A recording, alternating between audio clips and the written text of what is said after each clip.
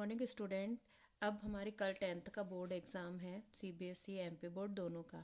तो chapter wise कुछ selected questions मैं आपके सामने प्रेजेंट कर रही हूँ। अगर आप इनको देख के गए और उनके रिगार्डिंग कुछ भी क्वेश्चन आए तो आपको हेल्प मिलेगी। देखिए चैप्टर 1 रियल नंबर।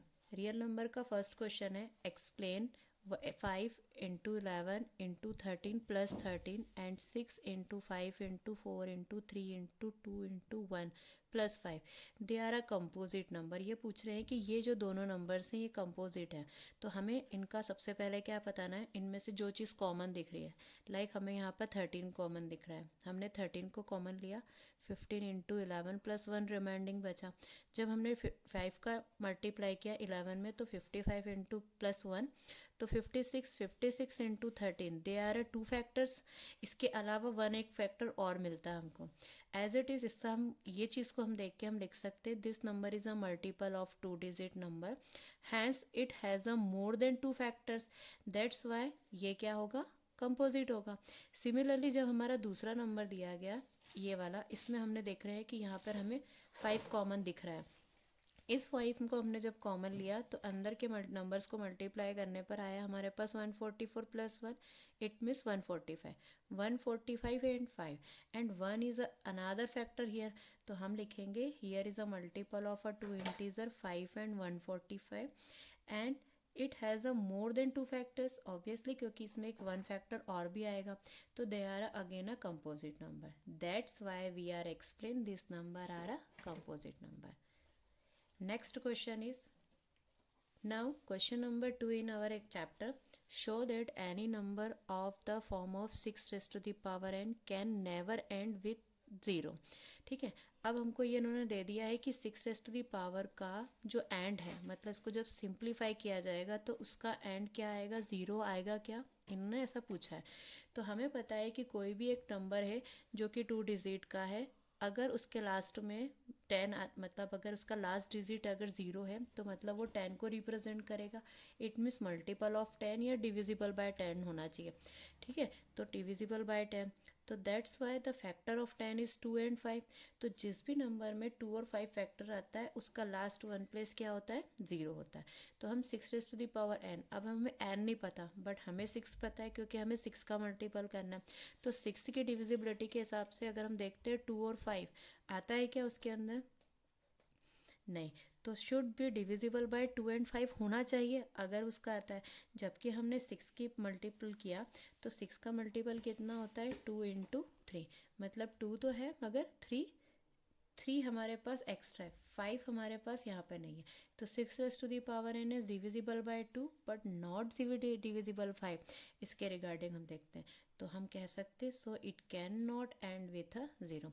अब देखिए इस क्वेश्चन में 6 raise to the power n की जगह आपके पास 4 raise to the power n आ सकता है, 2 raise to the power n आ सकता है, कोई भी ऐसा नंबर आ सकता है जो जिसकी की पावर में आपके पास n नंबर हो और उसके फैक्टर्स हम सबसे पहले फाइंड आउट करके देखेंगे। Clear. Now third question is that type. Third question हमारे इसी चैप्टर का है, find the LCM and HCF of given 2 number given 3 number according to question आपको देंगे। अब हमें जब 2 नंबर दिए हैं तो हम प्रीवियस 6, 7, 8 क्लास में ऑलरेडी पढ़ा है कि इनका प्राइम फैक्टराइजेशन क्या आता है। तो जब हमने इनका प्राइम फैक्टराइजेशन किया तो 126 का फैक्टर आया 2 into 3 into 3 into 7। It means अगर हम देखें तो 2 की पावर 1, 3 की पावर 2 और 7 की पावर 1। एज इट इज़ इसका किया तो 2 की पावर 2, 3 की पावर 1 एंड 13 की पावर 1। तो हमारे पास जब एलसीएम लिखते हैं तो लीस्ट कॉमन फैक्टर, लीस्ट का मतलब होता है जो highest power of the variable. तो 2 की पावर 2 है तो 2 टाइम्स लिखा, 3 की पावर 3 है 2 है तो 3 को 2 टाइम्स लिखा, 7 की पावर 1 है तो 7 को 1 टाइम्स लिखा, 13 की पावर 1 है तो 13 को भी 1 टाइम्स लिखा। तो एलसीएम हमारा इन सबको मल्टीप्लाई करने पर आएगा।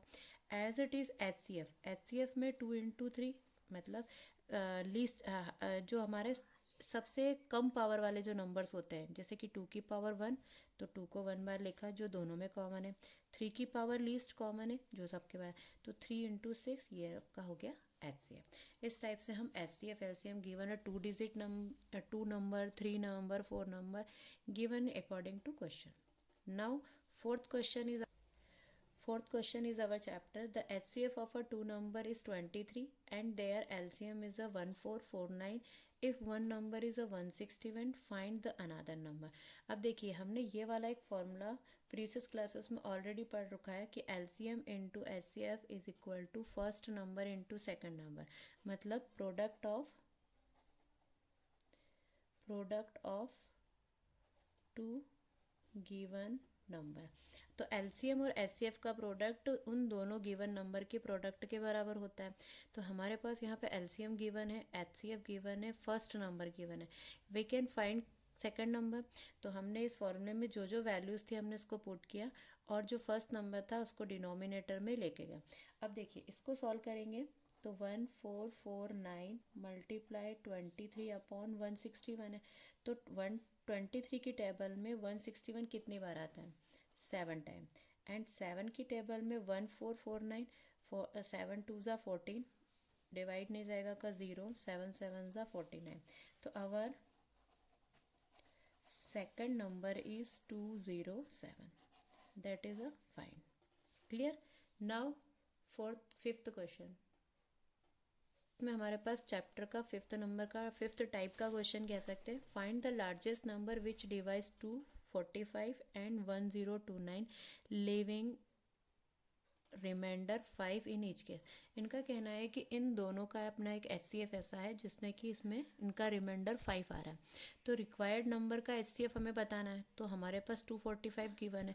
आपको क्वेश्चन एग्जाम में जो भी क्वेश्चन दे तो जो भी रिमाइंडर हो, अब इन्होंने यहाँ पे बात की है ईच केस, हर एक केस, मतलब 245 में से भी 5 माइनस होगा तो बच रहा नंबर ये 1029 में से 5 माइनस करेंगे तो 1205, 1024 बचेगा। तो 240 का हमने प्राइम फैक्टराइजेशन किया, 1024 का भी हमने प्राइम फैक्टराइजेशन किया। तो इसके हिसाब से हमारा HCF कितना होना चाहिए इनका ये, क्यों? क्योंकि जब हम इसका फैक्टर करेंगे 240 का जब हम फैक्टर करें तो 1 2 3 4, 2 की पावर 4, 3 की पावर 1 और 5 की पावर 1। 1024 का जब हमने फैक्टर किया तो 1 2 3 4 5 6 7 8 9 10, तो 2 की पावर हमारे पास कितनी आ रही है? 10, और कोई नंबर नहीं आ रहा है। मगर HCF में दोनों में कॉमन चीज़ें होती है, तो इसमें 4 पावर है तो इसमें भी इंक्लूडेड 4 पावर है, तो हमने केवल 4 पावर्स को लिया और सब में मल्टीप्लाई किया तो कितना है? 16। तो therefore 16 is the largest number which divides 245 and 1024, leaving the remainder 5 in each। जब हम इस 16 का 245 में डिवाइड करेंगे तो रिमाइंडर बच रहा है 5, 1024 में डिवाइड करेंगे तो भी रिमाइंडर बच रहा है 5। ये हमारे 5 टाइप के क्वेश्चन हो चुके हैं। अब एक और क्वेश्चन हम देखेंगे इसमें।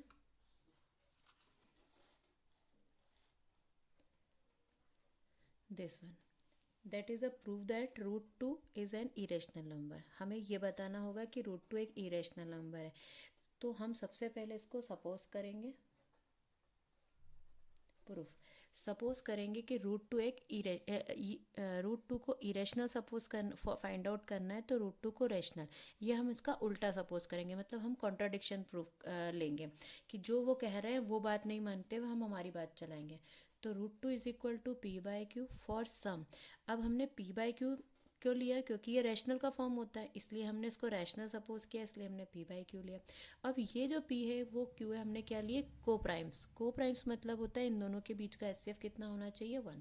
तो जब हमने इसको लिया फिर Q को मल्टीप्लाई √2 में किया तो P की वैल्यू कितनी मिल रही है हमें? √2Q। जब हमने इन दोनों का स्क्वायर किया, that is a steps. First step में हम इसको P/Q सपोज करेंगे, सेकंड स्टेप में हम इनका स्क्वायरिंग करेंगे। जब हमने इसका स्क्वायरिंग करा तो P² की वैल्यू कितनी आई? 2Q²। जब हमने 2Q² देखा तो हम देख रहे हैं कि P² एक मल्टीपल है 2 का, तो P² अगर 2 का मल्टीपल है तो P भी मल्टीपल होगा इस 2 का। तो जब हम कह रहे हैं कि अगर P इसका मल्टीपल है तो इस पूरे को अगर हमने 2m सपोज किया, P को अगर हमने 2m सपोज किया तो P का स्क्वायर भी होगा, तो P² is equal to 2m²। तो जब हमने इसका P का स्क्वायर की वैल्यू देखी, इसको आप इक्वेशन नंबर स्टार देख लीजिए, पी स्क्वायर की वैल्यू 2q² है, मगर 2m का स्क्वायर किया तो कितना आया 4m²। तो जब हम इस 2 को डिनोमिनेटर में लेकर गए तो 2 का डिवाइड हो गया 4 से, तो हम देख रहे हैं कि q² की वैल्यू भी 2m² है, मतलब मल्टीपल ऑफ 2 आ रहा है। तो हम कहेंगे कि यहाँ पे p² मल्टीपल ऑफ 2 था, यहाँ पे q² भी मल्टीपल ऑफ 2 था। तो इसी प्रकार से जब p² 2 का मल्टीपल था तो p भी 2 का मल्टीपल था, तो दैट इज q भी 2 का मल्टीपल होगा। तो अगर ये दोनों ही नंबर 2 के मल्टीपल हैं तो p एंड q को प्राइम्स तो नहीं हुए, क्योंकि हमने तो इनको को प्राइम्स माना था। तो हम जो चीज़ लेके चल रहे हैं वो हमने ही इसको गलत साबित कर दिया। तो p and q show a common factor. अगर ये कॉमन फैक्टर तो हमारा कॉन्ट्राडिक्शन तो रॉन्ग हो रहा है। तो ये हमारा कॉन्ट्राडिक्शन हो रहा है कि हम रैशनल बोल रहे हैं और ये तो इरेशनल की क्वालिटी बता रहा है। तो इसलिए हम बोलेंगे कि √2 is an irrational number. That is a most important question. इस टाइप का क्वेश्चन आने की पॉसिबिलिटी है। एंड नेक्स्ट एक और इस टाइप का क्वेश्चन है जिसमें हम इरेशनल प्रूफ करेंगे। देखिए वो क्या है। Number 7, type 7 in this chapter. Given that √2 is a irrational number, prove that 7 plus 3 √2 is an irrational. इन्होंने कहा है कि एक √2 ये जो नंबर है इसके अंदर √2 आ रहा है, ये √2 तो इरेशनल है, तो क्या 7 plus 3 √2 भी इरेशनल होगा? तो हम सबसे पहले हम कॉन्ट्राडिक्शन सपोज करते हैं। हमेशा ही जो चीज़ हमें बोली जाती है हम हमेशा उल्टा उसका मानते हैं। तो हम मानेंगे कि ये नंबर क्या है, रेशनल है। अगर रेशनल है तो पी बाई क्यू के फॉर्म में होगा। क्यों? क्योंकि पी और क्यू क्या होंगे, को प्राइम्स होंगे, और जिसके अंदर क्यू नॉट इक्वल टू 0 होगा। तो जब हमने इसको पी बाई क्यू को सपोज किया रेशनल, तो हम इसको पी बाई क्यू के फॉर्म में लेंगे। अब इस क्वेश्चन में हमारे पास 7 एक मल्टीपल के फॉर्म में है, तो इस 7 को हम जंप करा के LHS में लेके आएंगे, RHS में लेके आएंगे।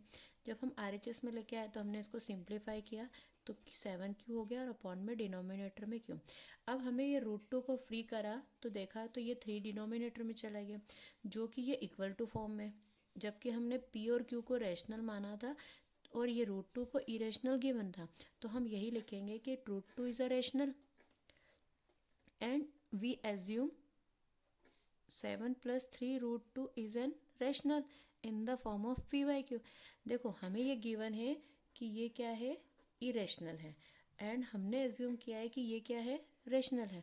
तो हमें पता है कि इरेशनल और रैशनल कभी भी इक्वल नहीं हो सकते। तो हमारा ये वाला LHS क्या है, इरेशनल, जो कि गिवन है, और ये हमने क्या सपोज किया था, ये हमने एज्यूम किया था। तो कभी भी रैशनल और इरेशनल इक्वल नहीं हो सकते। अगेन हमारा कॉन्ट्राडिक्शन हो गया, तो हम बोलेंगे कि ये नंबर क्या हो गया, इरेशनल। क्लियर?